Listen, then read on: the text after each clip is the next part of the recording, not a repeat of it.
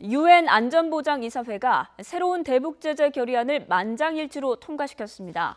이번이 8번째 새로운 대북 제재안인데 북한 수출의 3분의 1을 봉쇄해야 하는 것이 핵심 내용입니다. 취재기자 연결합니다. 김영수 특파원. 네, 뉴욕입니다. 유엔 안보리가 새로운 대북 제재 결의안을 만장일치로 통과시켰죠.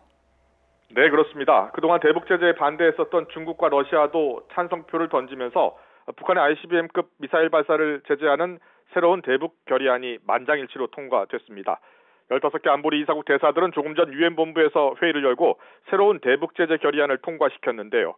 지난 4일과 28일 북한의 ICBM급 탄도미사일 발사에 대한 국제사회의 응징이라고 볼 수 있습니다. 이번 유엔 안보리 대북 제재 결의안 2371호는 지난 2006년 첫 결의안 채택 이후 대북 제재로는 8번째입니다. 안보리는 그동안 7차례의 대북 제재 결의를 통해서 북한의 핵과 미사일 개발의 중단을 촉구했었는데요. 이번 결의안 통과로 북한은 더욱 강력한 제재를 받게 됐습니다. 특히 수출이 큰 타격을 받을 것으로 보입니다. 니키 헤일리 미국 유엔 대사는 이번 안보리 결의로 북한 수출의 3분의 1이 줄어들 것이라면서 가장 강력한 결의가 될 것이라고 강조했습니다. 또 국제사회가 단호한 메시지를 북한에 보낸 것이라며 특히 제재안 합의에 적극 나선 중국에 감사를 표하기도 했습니다. 헤일리 대사는 지난달 긴급회의에서 중국과 러시아를 향해 북한을 선택할 것이냐 아니면 미국을 선택할 것이냐면서 강력한 압박을 가했고 더 강한 제재가 없다면 나오지 않는다면 회의를 열 필요가 없다고 경고하기도 했습니다.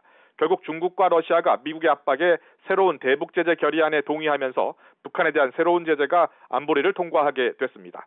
유제이 중국 대사는 그러나 발언권을 얻어 육자회담 등 대화를 통한 해결도 거듭 강조했습니다. 북한의 핵실험과 미사일 발사를 규탄하면서도 긴장 완화를 위해서는 한미연합훈련 등 양측이 자제할 필요가 있다는 겁니다. 특히 사드의 한국 배치는 한반도 긴장 완화를 해친다면서 거듭 반대한다는 입장을 밝혔습니다. 네, 그렇다면 새로운 제재안 내용을 조금 더 자세히 들여다보겠습니다. 일단 수출이 3분의 1이 줄어들 것 같다고요? 네, 그렇습니다. 니키 헤일리 미국 대사도 언급했듯이 이 새로운 대북 제재안을 보면 석탄뿐 아니라 철광석과 납, 해산물까지 수출을 전면 금지하도록 했습니다. 북한은 연간 10억 달러, 우리 돈 약 1조 1천억 원가량의 수출이 당장 줄어들 것으로 보입니다. 30억 달러 정도 되는 북한 연간 수출의 3분의 1에 해당하는 규모인데요. 핵과 미사일 프로그램에 들어갈 수 있는 자금줄을 더욱 옥죄겠다는 겁니다. 특히 석탄의 경우 지난해 11월 제재 결의 때는 수출 상한을 정했었는데 이번엔 아예 전면 금지한 것으로 전해졌습니다. 또 북한의 또 다른 돈줄인 해외 노동자의 경우 추가 고용과 합작 투자도 금지했습니다.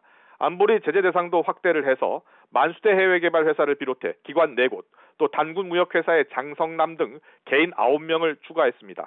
다만 북한 정권의 생명줄로 여겨지는 원유 공급 차단 조치는 중국과 러시아가 끝까지 반대하면서 포함되지 못했습니다. 하지만 헤일리 미국 대사가 이번 제재가 끝이 아니라 시작이라고 밝혀 북한이 추가 도발에 나설 경우 검토할 수도 있다는 뜻을 간접적으로 나타냈습니다. 지금까지 뉴욕에서 YTN 김영수입니다.